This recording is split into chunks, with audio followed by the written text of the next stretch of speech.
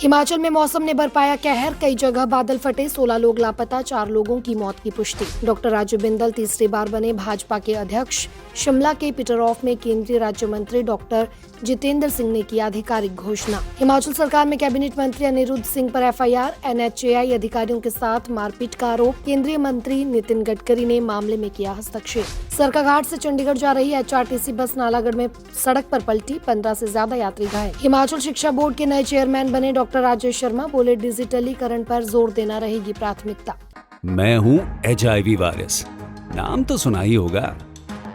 मैं एक साथी से दूसरे साथी तक 4 मुख्य तरीके से पहुंच सकता हूँ। HIV संक्रमित व्यक्ति के साथ बिना कॉन्डम सेक्स करने से, एक ही सुई व सिरिंज का साझा उपयोग करने से, HIV संक्रमित खून चढ़ाने से और HIV संक्रमित मां से उसके बच्चे को। मेरे बारे में जानने के लिए 1097 पर कॉल करके सवाल किया गया। हिमाचल प्रदेश राज्य एड्स नियंत्रण समिति द्वारा जनहित में जारी।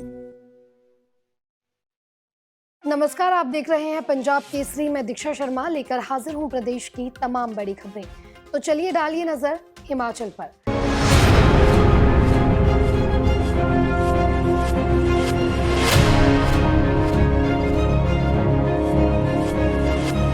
पहली खबर का रुख करते हैं। हिमाचल के मंडी जिले सहित अन्य क्षेत्रों में पिछले 24 घंटों के दौरान भारी बारिश और बादल फटने से बड़ी तबाही हुई है। मंडी के गोहर, करसोग और धर्मपुर क्षेत्रों में बादल फटने से अब तक 4 लोगों की मौत हो चुकी है, जबकि 16 लोग अभी भी लापता बताए जा रहे हैं। राहत एवं बचाव कार्य जारी है और 117 लोगों को सुरक्षित निकाला गया है। बादल फटने से 18 घर, 12 गौशालाएं क्षतिग्रस्त हुई हैं और 30 मवेशियों की भी मौत हुई है। मंडी के बिजनी में निर्माणाधीन टनल का एक हिस्सा गिर गया, लेकिन समय रहते मजदूरों ने अपनी जान बचा ली। गोहर के स्यांज क्षेत्र में 2 घर और 9 लोग पानी में बह गए, जबकि धर्मपुर के स्याठी गांव में पहाड़ गिरने से 2 घर और 5 गौशालाएं बह गईं। मंडी जिले के विभिन्न इलाकों में लैंडस्लाइड और फ्लैश फ्लड से भारी नुकसान हुआ है। कुकलाहा क्षेत्र के कई घर और माता कश्मीरी मंदिर भी बह गए। प्रशासन ने मंडी, हमीरपुर और कांगड़ा जिलों में स्कूल कॉलेजों को बंद करने का फैसला लिया है।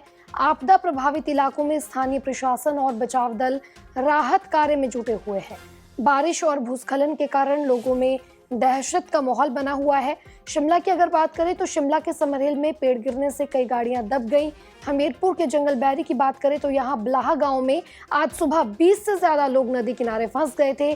पुलिस की 4th IRBN बटालियन ने इन्हें सुरक्षित रेस्क्यू किया गया। मंडी सदर के MLA के घर के पास जो है भारी लैंडस्लाइड हुआ।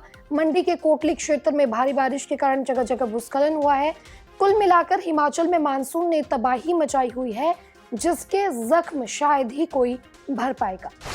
अगली खबर की ओर बढ़ते हैं। हिमाचल प्रदेश में डॉक्टर राजू बिंदल तीसरी बार भारतीय जनता पार्टी के अध्यक्ष बन गए हैं। शिमला के पीटर ऑफ में आज केंद्रीय राज्य मंत्री डॉक्टर जितेंद्र सिंह ने राजीव बिंदल के नाम की आधिकारिक घोषणा कर दी है।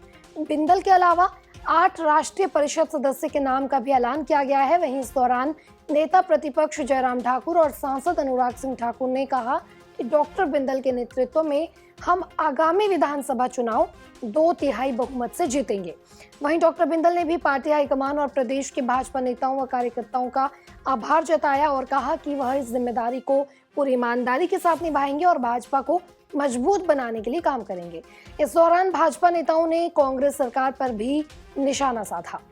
हिमाचल प्रदेश के पंचायती राज और ग्रामीण विकास मंत्री अनिरुद्ध सिंह की मुश्किलें बढ़ती हुई दिखाई दे रही है। दरअसल मंत्री के खिलाफ शिमला जिले में एक साइट निरीक्षण के दौरान NHAI के एक वरिष्ठ अधिकारी पर शारीरिक हमला करने के आरोपों के बाद FIR दर्ज की गई है।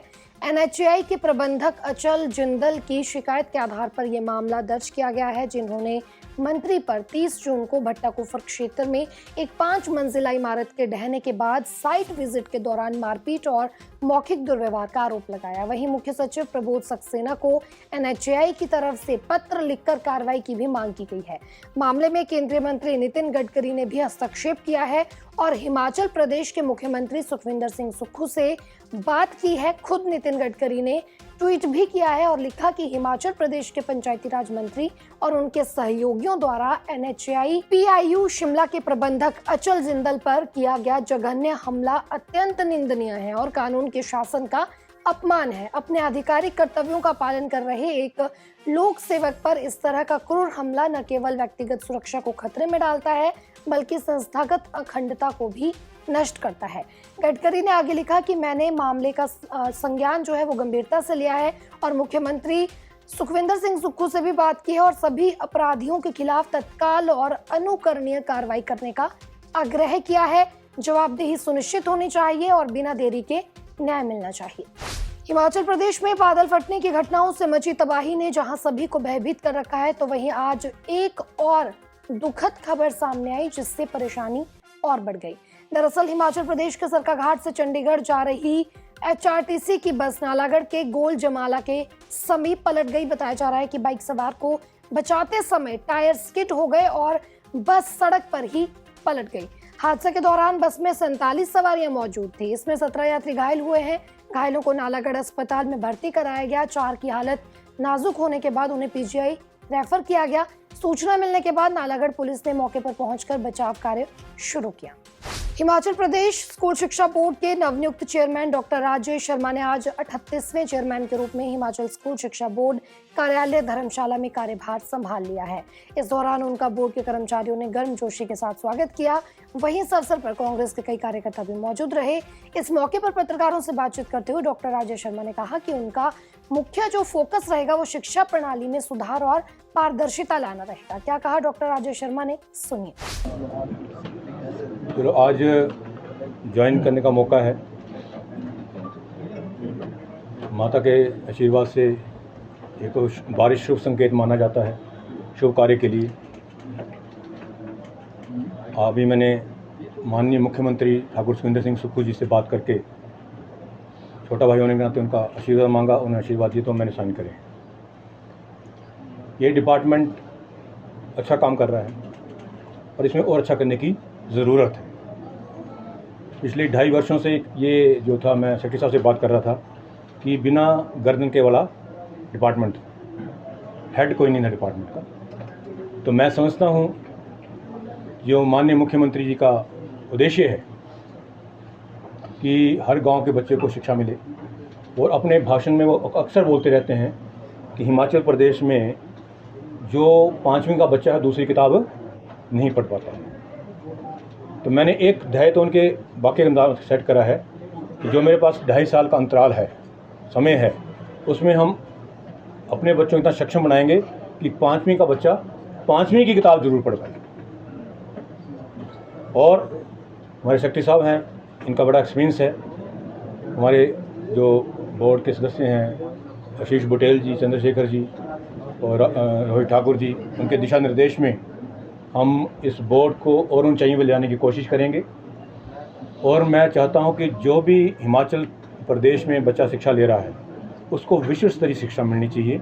और अभी मैं वो कमिट नहीं करूंगा। मैं चाहूँगा कि एटलीस्ट जो इंडिया में बेस्ट शिक्षा का पैटर्न है, चाहे दिल्ली में है, चाहे चंडीगढ़ में है, तमिलनाडु में है, केरला में है, हम उसको विज़िट करके उन सुविधाओं के कम दरों पे, कि हिमाचल एक छोटी स्टेट है, फाइनेंशियल कंस्ट्रेंट हमें देखने पड़ेंगे, तो उस शिक्षा को, उच्च स्तरीय शिक्षा को छोटे स्तर पे, छोटी स्टेट में कैसे हम लागू कर सकते हैं।